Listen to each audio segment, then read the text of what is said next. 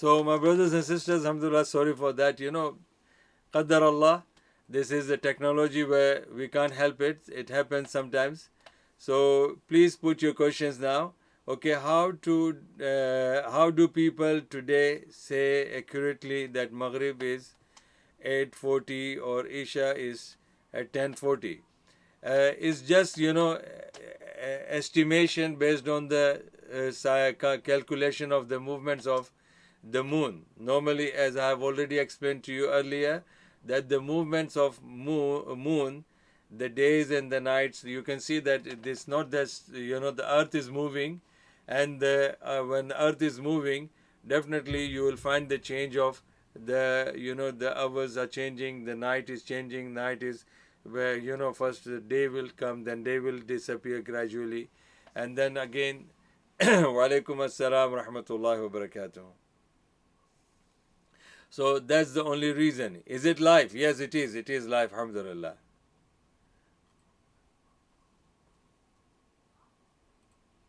So my brothers and sisters, alhamdulillah, this is due to the disconnection of the internet. Sometimes the weather is not very clear and it can create the problem. So I'm really sorry for that. It is not in my hand. We are trying our level best, alhamdulillah. I have tried my level best to spend a good amount of money to provide Wi-Fi and internet system, but after all, we are human beings and we are limited. Only perfection goes to Allah subhanahu wa ta'ala. So my brothers and sisters, alhamdulillah, I will never come on this show to ask you, to request you to support it or fund it or this and that.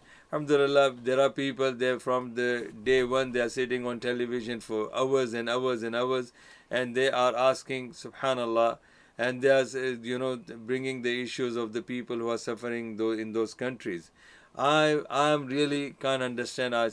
Sorry to say this, I can't understand that if the people are suffering in those countries, what is the reason for them to be suffering like that?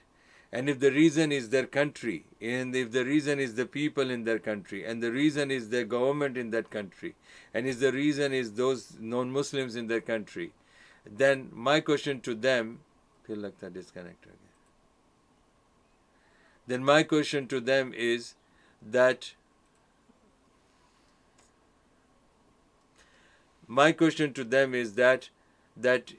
how come your charity and sadaqat and all that you are supporting them, how the government is allowing you to do that? If government is the cause for that, and if it is happening to the people in the country, and the country knows it, then how is happening there? And subhanallah, my advice to all my Muslim brothers and sisters, based on the yesterday's question, somebody asked me about land of disbelievers and the land of Muslims. I don't see anywhere in the whole world, including Saudi Arabia, including Pakistan, I don't see that any land can be defined as a land of Muslim or Islamic land. Because when you talk about Islamic land, it means that people will have, all the humans will have equal rights. People will be given the citizen right.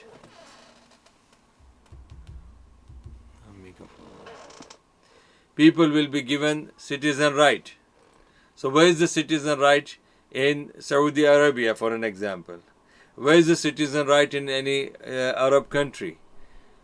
I know the place that people, they lived in the countries where maybe their sisters, maybe their aunties are married to the people of that country, and they have the citizenship of that country, and their fathers, these women's father or their brothers, they are again considered to be expatriate people, for foreigners.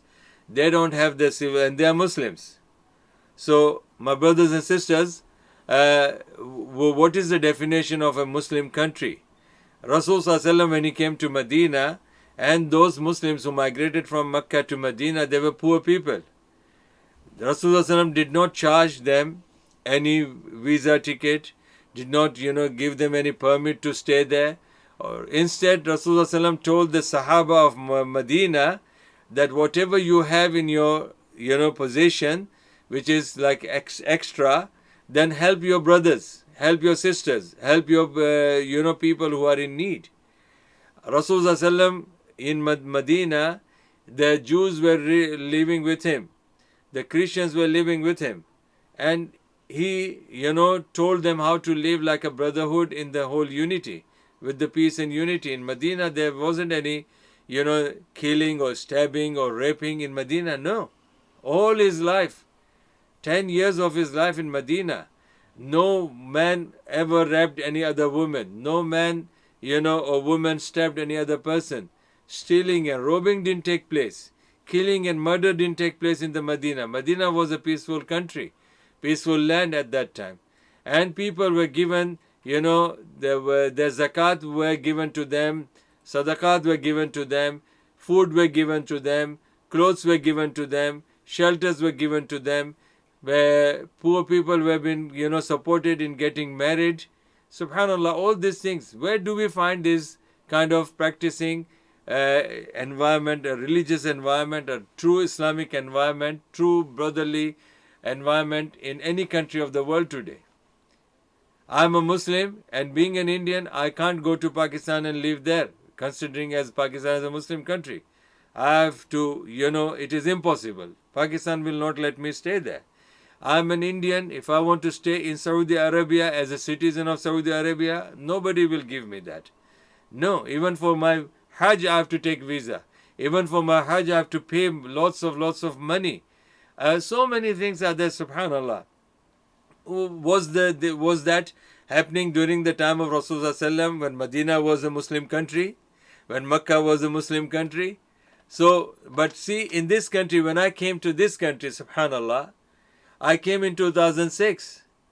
And mashallah, in this country, when you spend 5 years and you are genuine, you are legal, you are not corrupt person, and then you apply after that for your indefinite leave to remain, this country, though this is a Christian country, I'm not saying just because I want the support of this country. I'm telling the truth, reality.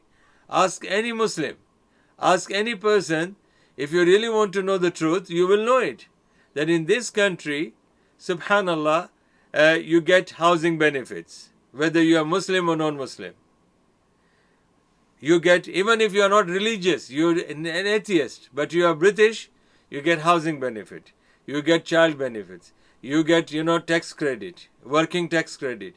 You get, job allowances. You get plenty of good things, mashallah. But these were actually the things that were given to, Muslims by Rasulullah in Medina. And this was how the Muslim used to.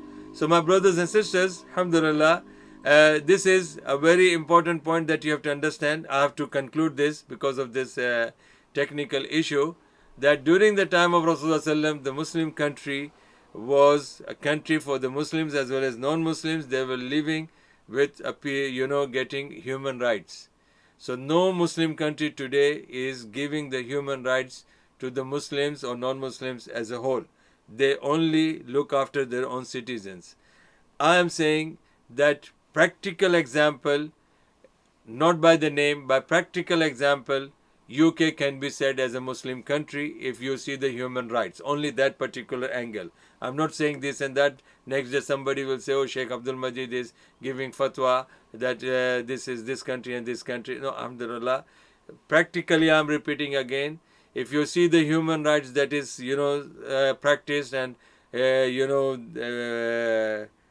benefiting by the humans in this country, in UK especially, it's not found in anywhere in the world.